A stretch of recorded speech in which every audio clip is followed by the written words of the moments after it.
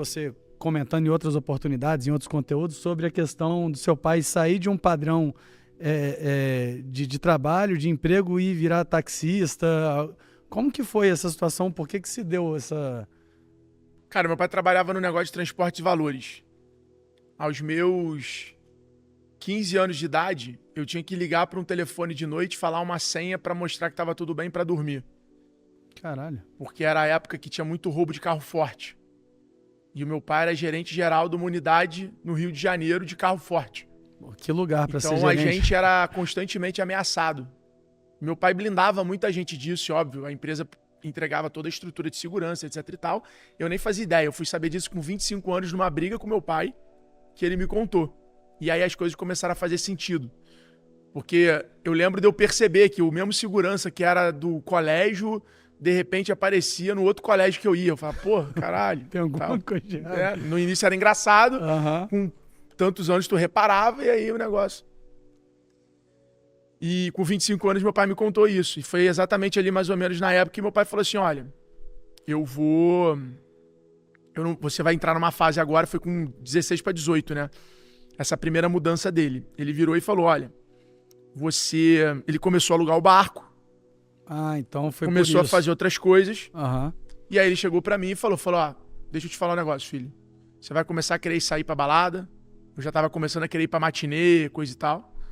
E eu não quero que o meu trabalho te coloque em risco. Então eu vou sair do meu trabalho pra que o meu trabalho não influencie na vida que você vai ter. Ele foi na padaria comigo e trocou essa ideia. Falou, algumas coisas vão mudar. O que você está acostumado a ter não vai ser mais o nosso normal, mas a gente vai continuar tendo a oportunidade de ter uma vida super boa. E eu vou ter mais tempo com você. E aí ele já tinha no final da empresa comprado um táxi, porque o Rio de Janeiro era muito perigoso, carro blindado não era uma coisa muito comum, então ele comprava um táxi, porque quando a gente saía de táxi era mais seguro. Era um Santana mesmo. Então ele já fazia isso, por segurança. Meu pai sempre um cara muito criativo. Sim. Lembro de várias cenas da gente chegando no Porcão, no Rio de Janeiro, que era uma churrascaria famosa, e o cara abrindo a porta pra minha mãe e pra mim, falando, aí meu pai, não, pô, pode botar o carro no valet, eu vou comer também. E por outro lado, cara, eu lembro que nessa época que ele fazia isso por essa questão de segurança, quando ele ia no colégio me deixar, eu morria de vergonha. Vergonha de chegar de táxi ou vergonha do seu pai? Táxi, pô. Porque os meus amigos sabiam que era meu pai. Sim. E meu pai chegar de táxi era pra mim como se fosse Ele quebrou. Então eu morria de vergonha. Imagina, eu lembro até hoje eu indo buscar uma namoradinha da época pra ir pro cinema. E eu, pô, pai, vai com carro normal. Ele, não, vamos de táxi. Eu falei, não, pai. Pô, vamos com a S10, pô, vamos com carro normal, pô. Ele falou, não, pô, por quê? Tu tá com vergonha?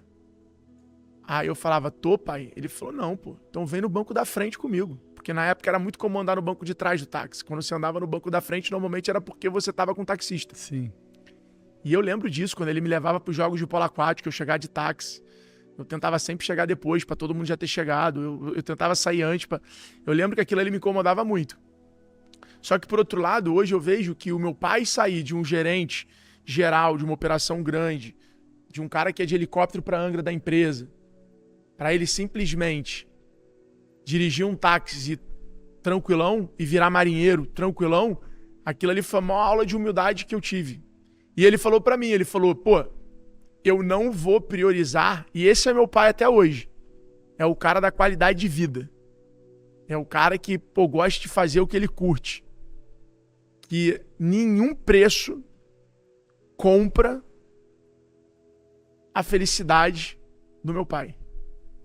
E eu sou testemunha, porque eu já vi empresas oferecerem salários para ele grande, para ele vir para São Paulo, ele não aceitava porque ele não queria sair do Rio, porque ele gostava do mar. Eu já vi várias situações aparecerem que a ética, o caráter e o compromisso dele com a gente e o compromisso dele com a qualidade de vida dele serem maiores do que eu com o bolso. Agora, é óbvio que ele fez isso depois de eu ter 15, 16, 18 anos. Sim. Então ele tinha entregue aquilo que ele precisava entregar como pai para poder colocar isso acima do negócio. E foi essa grande aula. E eu lembro até hoje da nossa conversa e da grande lição que essa decisão dele de sair me deu. Nesse dia dessa briga, com 25 anos, num restaurante na Rua Uruguai, que a gente almoçou, a gente jantou, ele virou para mim e falou assim: você lembra todo mundo que me ligava, filho? Você lembra todo mundo que ia encontrar a gente em Angra? Quantas dessas pessoas, depois que eu saí da empresa, você não vê mais? Isso é para você ver, filho, que você precisa ser maior do que o telefone e a cadeira que você senta. Porque na vida tem momentos que o telefone não toca para você, ele toca para quem está sentado na cadeira. Porra, tem momentos que as pessoas vão se aproximar de você pela cadeira que você está sentada. As coisas vão acontecer, as facilidades vão acontecer por quem você é naquele momento. Então quem você é tem que ser maior do que a cadeira que você senta. Quem você é tem que ser maior do que o telefone que você atende. Porque aí as pessoas vão sempre vir até você por quem você é e não por onde você está. E naquele momento era muito claro para mim. Porque o meu pai tinha conseguido ser maior do que a cadeira que ele era. E o que ele estava me mostrando era exatamente isso. Era exatamente, cara, olha a quantidade de pessoas que continua estando junto com a gente, mesmo eu saindo dessa empresa. Mesmo sem eu ter o poder que eu tinha nessa empresa. Porra, e outro lado, como taxista, várias pessoas se afastaram dele. Porque ninguém queria estar convidando um taxista para festa. Sim. Ninguém queria estar... E eu vi o meu pai fazer vários caras que eram classe média e tinham barco, começar a ver que valia muito a pena alugar o barco um final de semana. Um dia do final de semana. Porque no final do dia era uma receita muito boa. Era você tirar o barco de um custo e botar o barco como um investimento também. Como um rendimento. Então eu vi o meu pai ser esse influenciador dos amigos dele e ser esse cara que os amigos deles admiravam. E foi esse momento que ele tomou essa decisão por questão de segurança. E depois, naturalmente, ele acabou voltando a trabalhar em outra empresa. Eu vi o meu pai tirar uma empresa de 800 funcionários para mais de 10 mil funcionários, que era uma empresa de quarteirização e terceirização de mão de obra. E depois vi o meu pai novamente, por ética, sair e largar tudo isso para poder voltar a ser taxista de novo, porque ele não concordava com determinadas coisas que a empresa estava acontecendo na época envolvendo religião e política. Caralho, nada superava os valores que ele tinha, então. E é muito louco isso, porque quando eu olhava para esse chefe do meu pai, e era na época que eu já estava começando a trabalhar, eu olhava aquilo como uma parada muito distante, né? Eu falava, cara, você tá louco? Esse cara faturando centenas de milhões de reais, esse cara é muito rico. Porra, olha a cobertura que ele mora, olha o carro que ele tem. E hoje poder realizar praticamente as coisas que eu olhava tão distantes é algo sensacional. Mas nem sempre foi assim, né? Dos seus 17 até os 30 anos, mais ou menos, você descreve esse período, né, em alguns veículos, que foi de muita raça e pouca direção, né? E que intensidade com direção errada distorce tudo. Então você tinha ali o dinheiro como bússola. Sempre você deixou claro que até os 30 você queria ter o seu primeiro milhão, mas de repente você muda esse chip, muda o mindset, muda a sua mentalidade. O que te fez mudar essa mentalidade para uma pessoa que enxergou que agregar valor, que ter autoridade era mais importante do que conquistar o primeiro milhão? Era não conquistar 1 milhão, né? O que mudou essa bússola foi não conseguir 1 milhão. Cara, então, essa história do milhão ela é muito legal porque essa história do milhão, ela acontece porque o meu pai me botava tanta pressão de ser funcionário público e o salário ali, a aposentadoria de um funcionário público meio que era o sonho, era meio que 10 mil reais por mês. Que era, eu lembro que um dos cargos era assim, dinheiro pra cacete. Que era um cargo assim meio que agente federal. Que era aquela coisa, cara, deputado federal era coisa pra nerd, era o cara muito brilhante, Mas se você passasse para agente federal, você era meu irmão, esquece. Você era o cara. E era mais ou menos isso, era 13 mil a coisa, a aposentadoria era o salário. Então tinha muito essa conta. E nessa época se fazia muito essa conta de 1%, né? Sim. Então era meio assim, cara, se eu tiver 1 milhão, eu alcancei a aposentadoria, eu comprei o meu emprego público. Que era poupança, eu acho que pagava 1%. É isso. Eu alcancei meu emprego público, irmão. Eu preciso ter R$1 milhão para calar a boca do meu pai. A partir do R$1 milhão eu posso falar, papai, tá vendo? Eu cheguei lá. E botei esse número na minha cabeça, né? E aí comecei a trabalhar, e trabalhei, mas aí gastava o dinheiro, aí ia pra balada, e aí fazia as coisas, comprava Nike Shox, comprava o PlayStation, e saía e tal, e aí botava o Xenon no carro. Cara, tu tocava a vida ali, ia fazendo as coisas. E tava muito longe. Com 25 anos, eu começo a ganhar um pouquinho mais de dinheiro e falo, porra, eu sou empresário.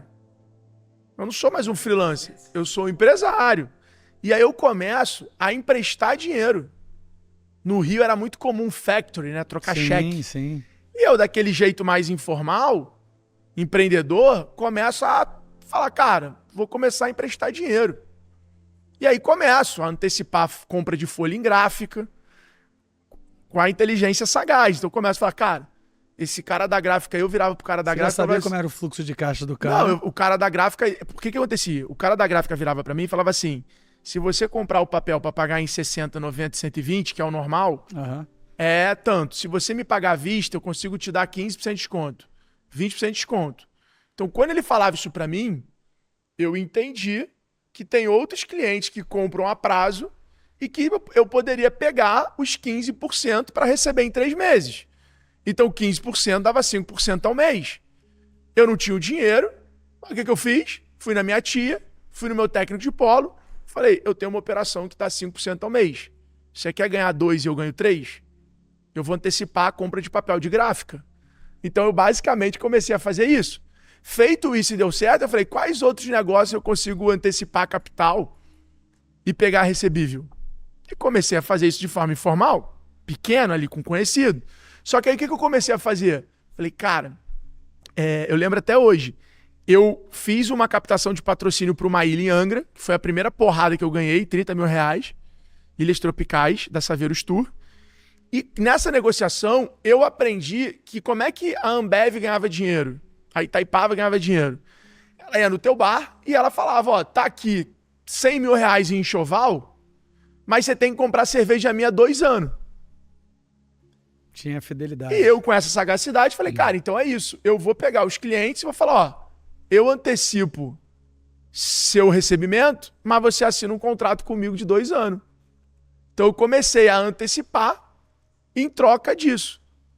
E o meu contrato, ele tinha que ser no mesmo valor de 2%. Então eu tinha os 2% do meu contrato mais os 5%. Então eu comecei a fazer 7%. Só que os 2% garantia o dinheiro que eu tinha lá. Então eu ganhava os 5%. Era a minha remuneração. Então eu criei uma arquitetura financeira, uma engenharia financeira, que eu falei, cara, agora aquele medo da agência do cara cancelar acabou. Os caras não cancelam comigo. Bom, realmente, ninguém cancelou, só que alguns quebraram. E aí eu fiquei com uma dívida de 300 mil. Nossa. Então quando eu cheguei a 25 anos de idade, eu tinha uma dívida de 300 mil. O que era a dívida de 300 mil? Era 300 mil reais da minha tia, do meu técnico de polo e de alguns amigos, que tinham botado dinheiro no meu negócio para eu rodar dessa forma, e que agora eu não tinha nem os 5%, nem o meu FII mensal. E eu tinha que pagar 6 mil por mês para os caras que eram os 2%. E aí foi a época mais difícil da minha vida, porque foi a época que eu me lembro, eu no sótão da loja da Só Rigor em Copacabana, sem ar, com o laptop ligado, fazendo cupom de desconto pro site, fazendo pop-up pro site. Eu voltei a ser designer. Então o cara me pagava 3 mil por mês para eu passar um dia na semana na empresa dele, fazendo tudo de demanda de criação que ele precisava. E-mail marketing, pop-up de site, banner, panfleto, cartão, tudo. E a Só Rigor era uma dessas minhas clientes. E aí eu me vi assim, cara. Foi a época que eu entrei meio que em depressão, fiquei meio mal, etc e tal. E aí, cara, eu tava menos 300. Então, óbvio, eu não tinha um problema de juros sobre juros, porque eu trabalhava para pagar os juros dessas pessoas, Mas eu passei por esse problema. Tava sempre 300 pra trás. Então eu falei, cara, juntar 1 milhão, porra, esquece. Pagar os 300, não sei como isso vai acontecer. Eu era um freela ainda, eu voltei a ser freela, voltei a ser prestador de serviço. E aí foi essa parada. Mas esse 1 milhão sempre foi ali um norte criado.